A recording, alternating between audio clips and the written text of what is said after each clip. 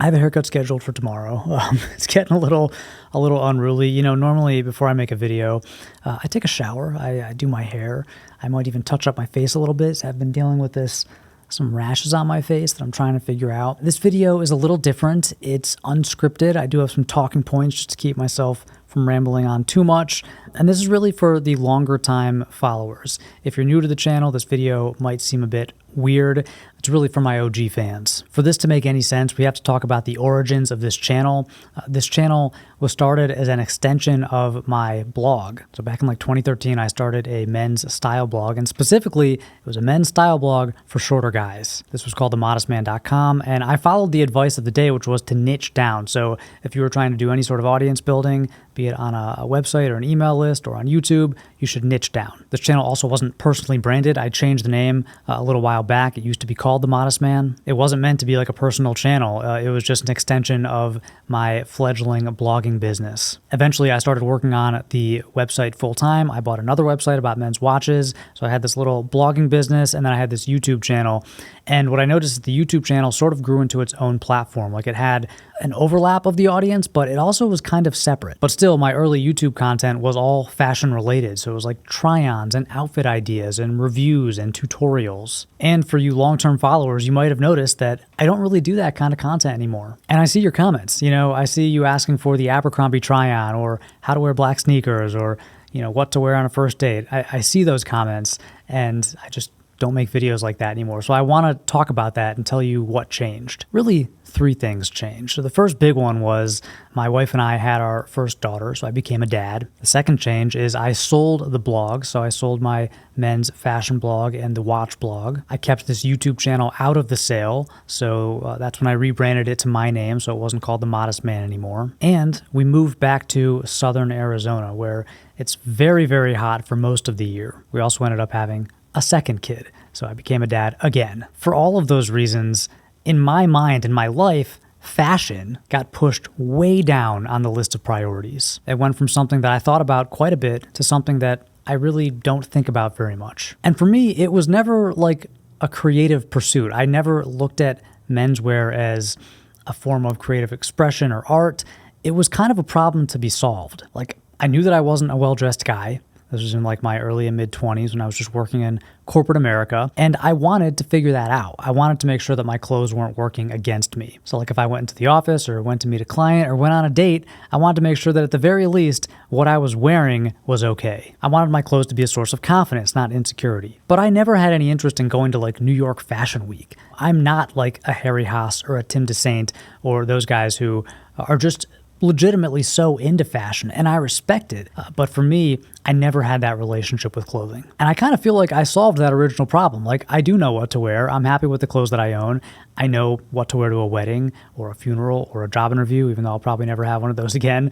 I know what to wear on a daily basis. I know what I feel good in and am comfortable in. If I'm buying something new, I know what to look for. I can spot quality. I know how clothes should fit my body. That's 80% of menswear. That's 80% of fashion, you know? And so for me, that original problem of not knowing what to wear, my clothes working against me, was solved. And as I get older, I'm becoming a little more clear on like what's important and what I want to spend my time on. It's not fashion. It's not men's lifestyle. Like, if you look at my YouTube homepage, I don't watch any men's lifestyle content or fashion content. It doesn't mean I don't like discovering new brands or trying on new things, or sometimes even getting out of my comfort zone, maybe trying a slightly different fit or color or whatever. It's just not something I want to make videos about. So over the past year or so, if you've been following the channel, you've seen me trying out some different things, different topics and formats. Like, I've made some videos about your home or your space, made some videos about personal development. I've tried different, more creative editing formats, like my New Balance video. That was actually really fun to make, although it took forever. I made a second channel where I've been experimenting with like really casual videos on different topics that I don't necessarily think will work on this channel. I created another account for drum content. I've been trying to get back into playing drums. And you know, I don't know if any of this is going to work. I'm just kind of in like an experimental phase. I've been holding these AirPods for a while. Maybe I should fidget with something else.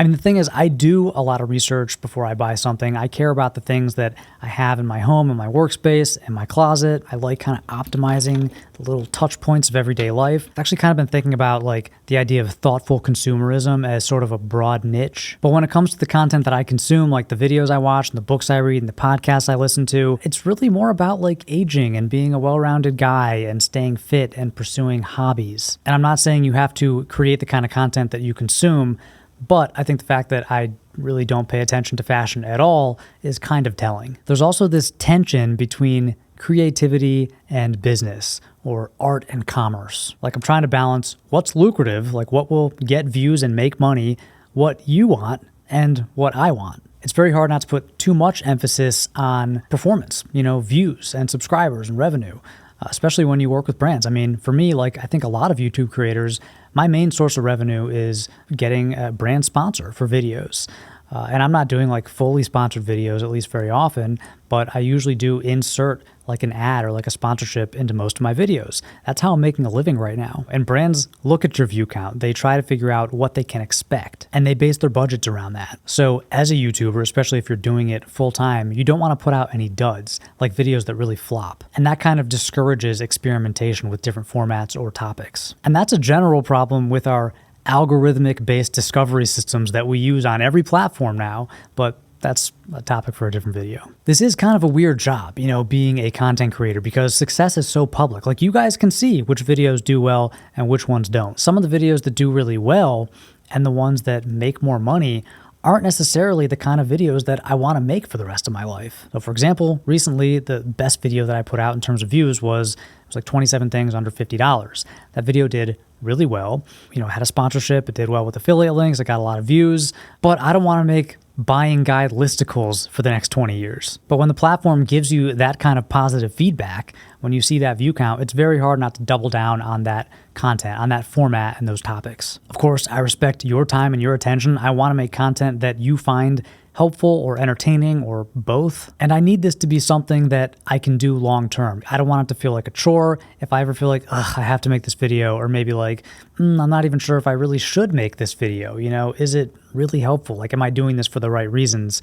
It's time to call quits. Personally, I really appreciate the Purists here on YouTube. And these are the channels where I feel like at least the people creating the videos are really in it for the right reasons. Some channels that I really enjoy these days: The Iron Snail, Carl Morawski, Alex Melton, Wheezy Waiter, Zach Grooves, Digital Spaghetti, or really anything that Jack Conti works on, Drew Gooden, NPR's Tiny Desk. And I'm not saying that these channels don't think about the title and the thumbnail. They're not monitoring performance. Of course they are. And a lot of these channels are businesses. But just watching the stuff they're putting out, they seem to be in it for the right reasons. They seem to be a little less focused on the algorithm and the view count and more focused on the creative pursuit of making these videos. So this is all what I'm thinking about these days. This is what keeps me up at night, that and the baby. I hear your comments, about doing more try-ons, about, fashion for short men and like honing in on that niche, but I just can't do it. I'm just not interested, and I can't get to work and do something that I don't enjoy. Also, a quick side note,